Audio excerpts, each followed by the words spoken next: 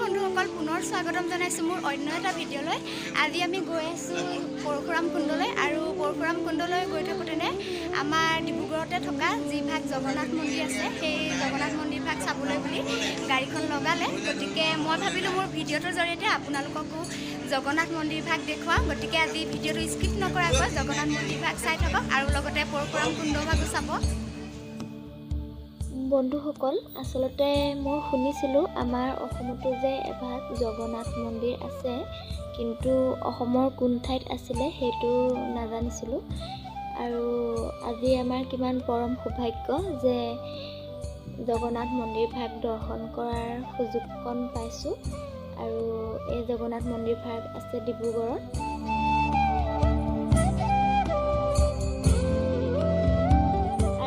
এনেকৈ যি পাৰোঁ ভিডিঅ'ৰ যোগেদি আপোনালোকক দেখুৱাবলৈ চেষ্টা কৰিছোঁ।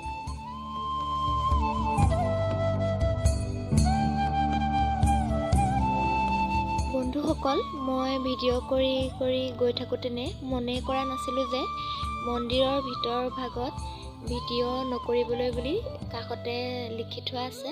আৰু মই নেদেখাৰ বাবে সেই ল'ৰাজনে মোক সেই চাইনবোৰ্ডখনলৈ দেখুৱাই দিলে যে বাইদেউ ইয়াত ভিডিঅ' নকৰিব। আৰু ময়ো সেইফালৰ পৰা এইফালে গুচি আহিলোঁ। আৰু এনেদৰে আপোনালোকক অলপমান ডিব্ৰুগড়ত থকা জগন্নাথ মন্দিৰভাগ সেই জগন্নাথ মন্দিৰভাগৰ অলপ দৃশ্যাংশ দেখুৱাবলৈ চেষ্টা কৰিছোঁ। আচলতে আজি খুব বৰষুণ দি আছিলে, সেইবাবে অলপ অসুবিধা হৈছিলে। এয়া দেখিব পাৰিছে চাৰিওফালৰ পৰিৱেশটো মানে কেনেধৰণৰ।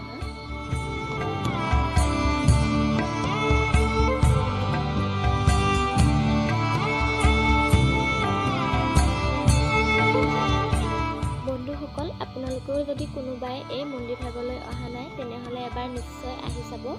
আচলতে পুৰীৰ দৰে নহ'লেও ইয়াতো এটা খুব সুন্দৰ পৰিৱেশ তেওঁলোকে সজাই তুলিছে। আৰু ইয়াৰ চাৰিওপাশৰ পৰিৱেশটো আচলতে মই ভালদৰে ভিডিঅ' কৰি দেখুৱাব পৰা নাই বৰষুণ দি থকাৰ বাবে। একে জেগাতে ৰখি ভিডিঅ'টো কৰি থকাৰ দৰে হ'ল, কিন্তু আচলতে খুব সুন্দৰ এটা পৰিৱেশে ইয়াত বিৰাজমান কৰিছে। মানে আপোনালোকক মই বুজাবলৈ ভাষা নাই, ইয়াৰ পৰিৱেশটো খুব সুন্দৰ আৰু মন্দিৰভাগলৈ আহি ভাল লাগিলে। আৰু আপোনালোকে যদি কোনোবা অহা নাই তেনেহ'লে নিশ্চয় এবাৰ আহি চাব, নিশ্চয় ভাল লাগিব আপোনালোকৰ। এয়া আমাৰ তিনিচুকীয়াৰ মাকুমত ৰাতিৰ আহাৰ খোৱা হৈছে। ইয়াতে ৰাতিৰ আহাৰ খাই আমি পুনৰ পৰশুৰাম কুণ্ডলৈ বুলি যাত্ৰা আৰম্ভ কৰিম। ৰাতিৰ আহাৰ মুঠি গ্ৰহণ কৰিছে, তাৰপিছত আমি সকলোৱে লগে ভাগে পৰশুৰাম কুণ্ডলৈ বুলি যাত্ৰা আৰম্ভ কৰিম। এয়া আমি উক্ত স্থানত আহি পালোহি। এতিয়া আমি ওপৰলৈ গৈ আছোঁ সকলোৱে গা ধুবলৈ বুলি।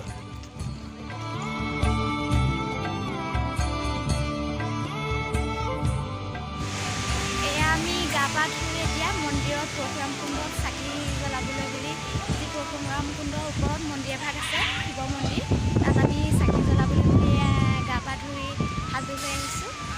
এয়া আজি ইয়াত ইমানে বতাহ মাৰিছে দেখিছেনে। এয়া মই ক্ৰমান্বয়ে ওপৰলৈ আগবাঢ়ি গৈ আছোঁ। আচলতে নেদেখা বস্তু এটা চোৱাৰ হেঁপাহ আৰু নজনা কথা এটা জানিবলৈ আগ্ৰহ সকলোৰে মনত যেনেকুৱা হয়, মোৰো আজি ঠিক একেই অৱস্থাই বিৰাজমান কৰিছে। আৰু এয়া ওপৰলৈ গৈ থাকোঁতেনে দেখিবলৈ পাইছে ইয়াতে সৰু সৰু মন্দিৰ বনাই ৰখা হৈছে।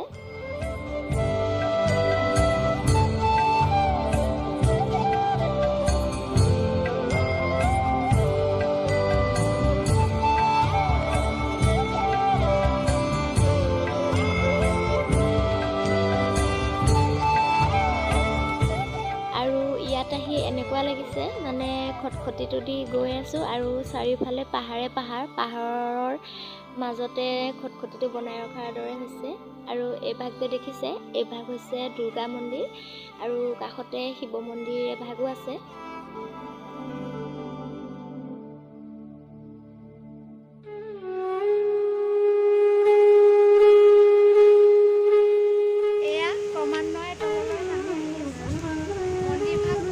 পামগৈ আৰু বতাহে একেবাৰে উৰুৱাই নিও অৱস্থা কৰিছে।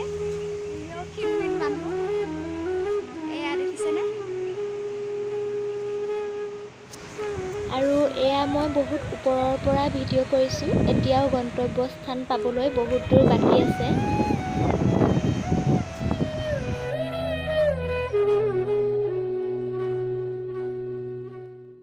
পৰশুৰাম কুণ্ডৰ ওচৰতে থকা মন্দিৰ ভাগতে এয়া বাবাজী আছে।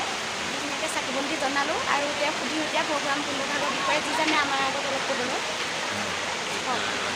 ये परशुराम जी का मेन जगह जहाँ परशुराम जी का पाप खंडन हुआ था, मेन यही जगह है जहाँ में आप बैठा है। ये मेन मंदिर है और ये मेन ब्रह्मकुंड है।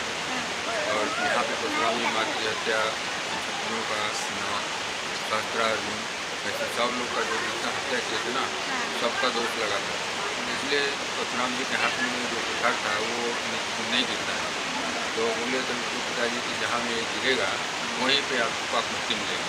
हाँ, परशुराम जी बहुत दिन तक धरती पर घूमते रहे तो वो नहीं गिरता है।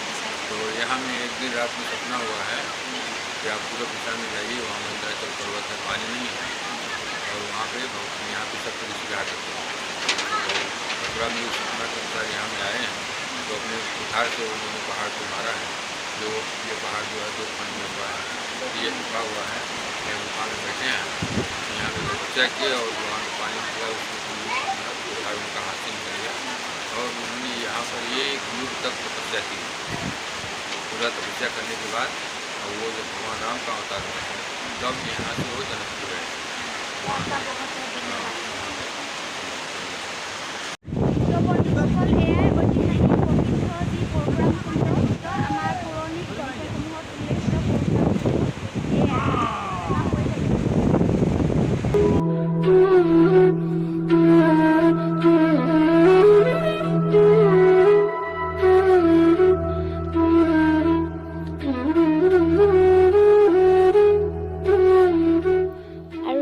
বতাহ ইমানেই বেছি যে মানুহ মোবাইল কাপোৰ সকলো উৰুৱাই নিও কৰিছে।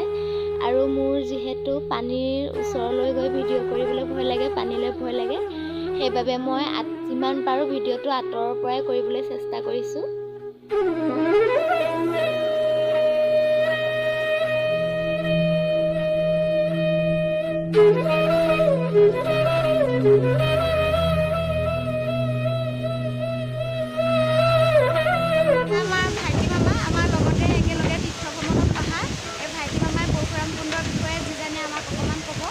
নমস্কাৰ। পৰশুৰাম কুণ্ড হৈছে ভগৱন্তৰ অৱতাৰ পৰশুৰামৰ সৃষ্টি। মানৱ পূৰ্বৰ হ্ৰদত যি পানী, সেই পানী এই পৰশুৰাম কুণ্ড দি বৈ আহিছে। ইয়াতে ভগৱান পৰশুৰামে মাতৃ হত্যা কৰাৰ কাৰণে তেওঁৰ হাতৰ কুঠাৰ হৈ নপৰা হ'ল। ব্ৰহ্মাদেৱে তেওঁক ক'লে যে তেওঁ পাহাৰৰ পৰ্বতৰ গুহাৰ ভিতৰত যি পানী বন্ধ হৈ আছিল, সেই পানী তেওঁ কুঠাৰেৰে উলিয়াই শিলাখণ্ড দুফাল কৰি সেই পানী জনসাধাৰণৰ কল্যাণৰ কাৰণে মধ্যলৈ বোৱাই দিলে আৰু তাৰ কাৰণেই এই কুণ্ডটিৰ নাম পৰশুৰাম কুণ্ড হ'ল। পৰশুৰামে এই পানী মুকলি কৰি দিয়াৰ কাৰণে পৰশুৰাম কুণ্ড হ'ল। আৰু ইয়াতে হাজাৰ হাজাৰ ভক্ত সমাগম হয়। তেওঁলোকে ইয়াত আহি গা ধুই নিজৰ মনৰ যি ক্লেশ, সেই ক্লেশসমূহ ইয়াতে বিসৰ্জন দি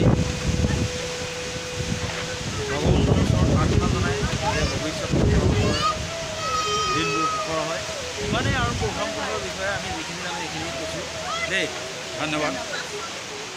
বন্ধুসকল, পৰশুৰাম কুণ্ডও দৰ্শন কৰিলোঁ আৰু তাৰ লগতে থকা শিৱ মন্দিৰ ভাগতো চাকি বন্তি জ্বলালোঁ। আৰু এতিয়া আমি তললৈ নামি আহিছোঁ মানে আৰু বেছি দুখৰ নাই, অকণমান আছে। জীৱনত কি ভাল কৰিছোঁ কি বেয়া কৰিছোঁ নাজানো, তথাপিতো কোনোবাখিনিত চাগে ভাল কৰিছোঁ। সেইকাৰণে ঈশ্বৰে এইকণ ঠাইলৈ, এইডোখৰ ঠাইলৈ মোক এনেদৰে টানি আনিছে, ইয়ালৈ আহিব পাৰিছোঁ। ঈশ্বৰৰ ইচ্ছা নহ'লে জানো এনেকুৱা ঠাইসমূহ দৰ্শন কৰিবলৈ ক'তনো ইমান পৰম সৌভাগ্যকণ পাওঁ। গতিকে আপোনালোকে কি ভাবে নাজানো, কিন্তু মই কিছুমান আজিকালি উঠি অহা প্ৰজন্ম যেনেদৰে ধৰক মাক বাপেকে পইচাকেইটা দিলে সেই পইচাকেইটাৰে গৈ পেলাই দামী দামী হোটেল ৰেষ্টুৰেণ্টত গৈ পেলাই উৰুৱাই দিয়েগৈ। সেই তেনেদৰে উৰুৱাই নিদি যদি আপোনালোকে এনেধৰণৰ ঠাইসমূহ দৰ্শন কৰিবলৈ আহে, আপোনালোকৰতো মনটো পবিত্ৰ লাগিবই আৰু লগতে এনেধৰণৰ ঠাইসমূহ ঠাইসমূহলৈ আহিলে এটা নতুন অভিজ্ঞতা লাভ কৰিব বুলি মই মোৰ ফালৰ পৰা ভাবোঁ। আপোনালোকে কেনেদৰে অনুভৱ কৰে সেইখিনি নাজানো, মই মোৰ ফালৰ পৰাহে মই ক'বলৈ বিচাৰিছোঁ, তাতে কোনো বেয়া পাব নালাগে। গতিকে আজি ভিডিঅ'টো ইমানতে শেষ নহয়, স্কিপ নকৰাকৈ চাই থাকক ভিডিঅ'টো। এয়া তলত এই ভাগ হৈছে হনুমান মন্দিৰ, আৰু এয়া হনুমান মন্দিৰ ভাগৰ ভিতৰৰ দৃশ্যাংশ। আচলতে ইয়াৰ চাৰিওকাষৰ পৰিৱেশটো ইমানেই ধুনীয়া, এই জেগাডোখৰৰ মই প্ৰেমতহে পৰিছোঁ যেন অনুভৱ হৈছে। আৰু সঁচাকৈ এই জেগাখিনি মোৰ এৰি থৈ যাবলৈ মন যোৱা নাই, কিন্তু নগ'লেওতো নহ'ব। আৰু এই ভাগ হৈছে পৰশুৰাম মন্দিৰ। এনেদৰে ইয়াৰ মন্দিৰৰ বাহিৰত পৰশুৰামৰ মূৰ্তি নিৰ্মাণ কৰি ৰখা হৈছে।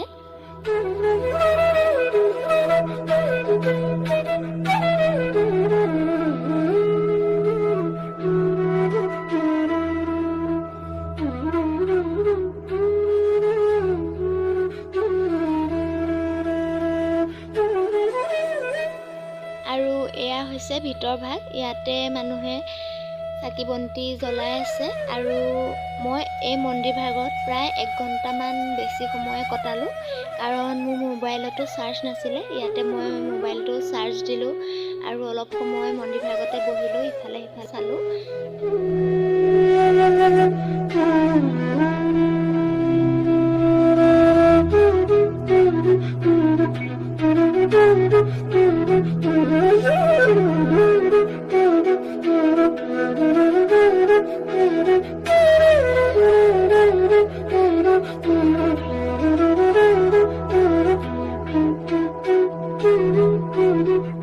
বন্ধুসকল, ইয়াতে এয়া পৰশুৰাম কুণ্ডত দূৰ দূৰণিৰ পৰা অহা ভক্তগণ থাকিবৰ বাবে সুন্দৰকৈ গৃহ এনেদৰে নিৰ্মাণ কৰি ৰখা হৈছে। ইয়াত সুন্দৰ ব্যৱস্থা আছে।